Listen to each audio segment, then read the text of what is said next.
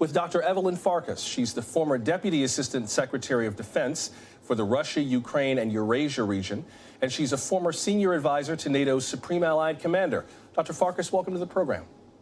Thank you so much, Joshua. What do you make of what the US and NATO have been doing lately as it relates to the future of whatever might happen between Russia and Ukraine? Well, here's the thing. So you and Mike mentioned the various avenues and approaches of the administration and its NATO allies.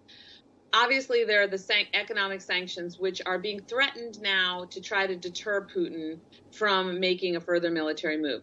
Then you have these military deployments, and they are actually aimed at also deterring Putin, but we need to beef them up because the real threat is that we'll use them. So there's no reason to hold back right now. We need to send everything we can to signal to him that he cannot get away with doing any level of incursion into Ukraine. But in addition to that, the reason why I think the president said there was unanimity is because these new deployments are addressing the fact that the Russians just recently, in the last couple of days, put in new forces into Belarus. And Belarus shares a border with 3 NATO allies, Poland, Latvia, and Lithuania. So that's a direct threat to NATO. And yes, NATO is a defensive alliance, but if Putin dares put a boot into those countries, then you will have war. So you can see, Joshua, the stakes are really high. And the one thing that they're not doing enough of, I would argue, is not enough diplomatic pressure at the UN and from the global community. Because what's at stake here is literally the UN Charter, the United Nations, Article 2, which is the sanctity of borders. You cannot change borders since World War II using military force. If you try to do it, the international community will come down on you, as we did when Saddam Hussein tried to do it in Kuwait. I wonder, though, if that did happen, if the U.S. and NATO made a stronger push toward Belarus, Russia, toward Ukraine, that whole region, I can imagine Vladimir Putin being like, okay, show me something. Here, it's like you tell him not to cross that line, he goes, fine, I just crossed it. What you gonna do? It almost, I wonder how we do that without getting pulled into a war just because Vladimir Putin has nothing to lose, and we well might. Well, listen, everything he's done has contributed to escalation. We have not contributed to the escalation. We have responded to him. What I would like is if we were more proactive. And there are things we can do that are not military. I mentioned the United Nations. We also could put out our own dossier, like his opposition did in Russia, about all of Putin's corruption and all the money he and his cronies have and the things that they've done. But I think that we have to make it clear to the Russian government that if they do take a step, as you said, into Ukraine, the consequences will be really high. And I've argued for more than just tactical assistance. We need air defenses at the strategic level for the Ukrainian government. We need maritime defenses. And I'm glad to see that we will have NATO forces in the Black Sea, enforcing freedom of navigation and trying to take some of the pressure off of Ukraine. But we need to throw the kitchen sink in now because we don't want to get in a war with Russia and we don't want Ukrainian people to die needlessly. Well, that kind of gets to what my next question was going to be. Suppose the U.S. does get militarily involved on the ground in Ukraine in one way or another. Well, on the ground or in the air. I hear your argument in terms of air defenses. I think the main question for John and Jane Q. American is this worth it?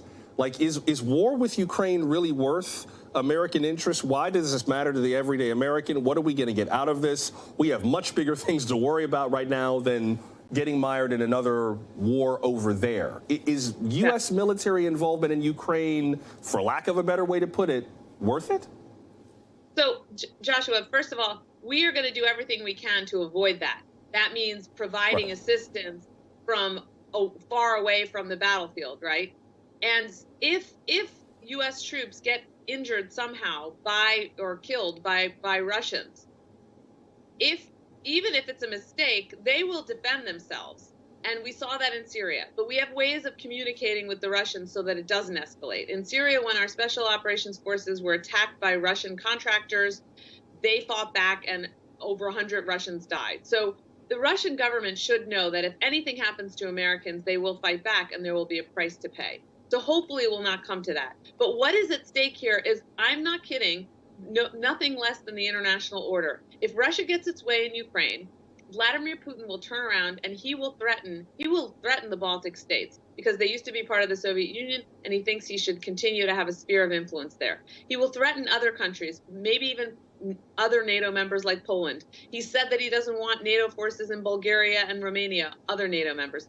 He's not going to stop until he has a sphere of influence. Well, sphere of influence means rolling back to pre-World War II system of international order, which was disorder. It was competitive. And that's why we set up the UN, again, as I said, with the charter that said, you may not like the borders where they are, but you cannot change them using military force. You have to negotiate any changes.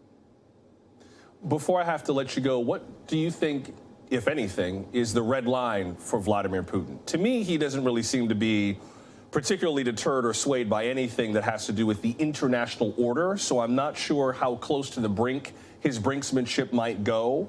Do you believe there's anything that for Vladimir Putin would be a red line, would make him retract, or is he just going to keep going and force the West's hand in this? So Putin and his officials have used incredibly alarming language, Joshua, and they have a nuclear first use policy where if they feel the survival of their state is threatened, which of course they are the ones who determine that, then they can use nuclear force, they can use tactical nuclear weapons.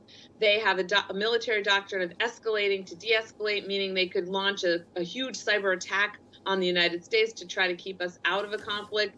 So he doesn't have a lot of red lines or restrictions on what he would do. I would argue that the way he's thinking about it is not in terms of what are red lines or what are things he considers unacceptable. It's what is the lowest price he can pay to get what he wants, which is full control over Ukraine. He does not want a democracy over the borders.